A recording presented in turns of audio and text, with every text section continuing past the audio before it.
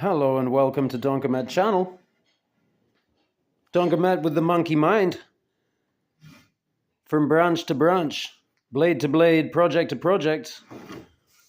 I noticed that my friend Captain Electro was participating in a hiking pole challenge. And then I noticed that my friend Tim of Kukkeli Bushcraft was also participating in this challenge.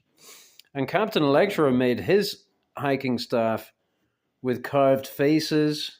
Well, he's still making it, I think.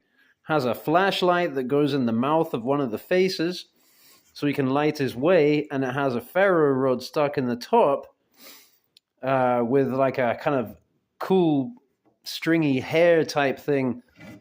It's really awesome. It's very cool. I was like, okay, I'll just enjoy watching. You know, I've got plenty of hiking poles. I've made plenty. I don't really need to necessarily join in. But then I saw Tim, and he's making a fishing rod with his. And somewhere along the line, I had this idea.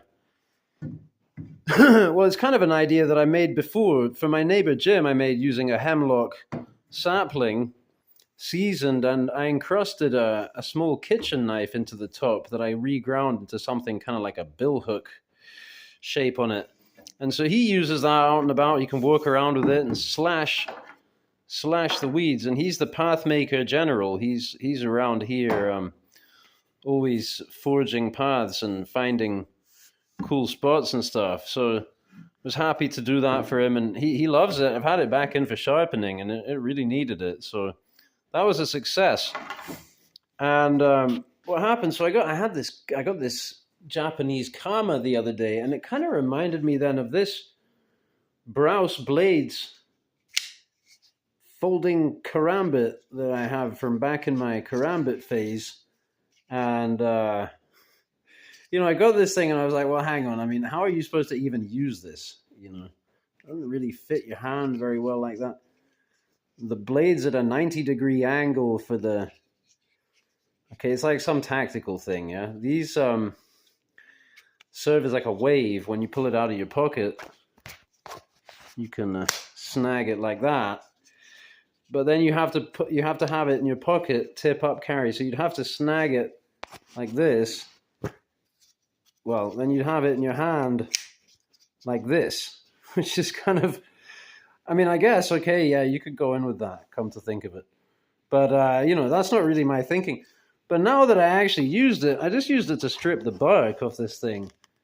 And this is a sapling that I just ripped up a while back, and then I left it in the woods. I thought, you know, it was probably quite a lot straighter than it is now.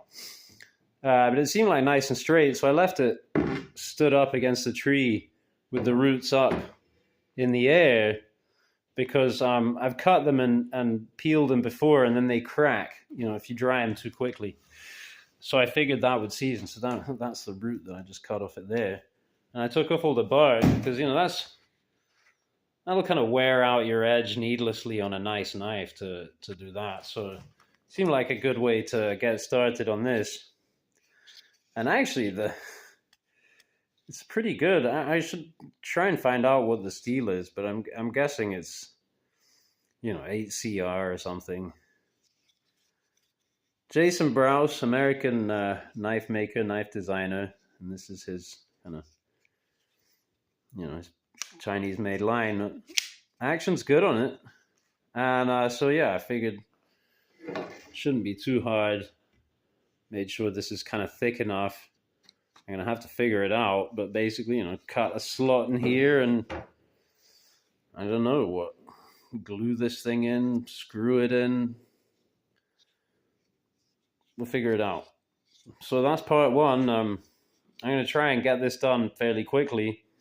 I might have to butcher this. I'm considering whether I want to keep the ring or just cut it off. Yeah, okay, well, hopefully I'll be able to present another video very shortly with this thing up and running. Thanks for watching.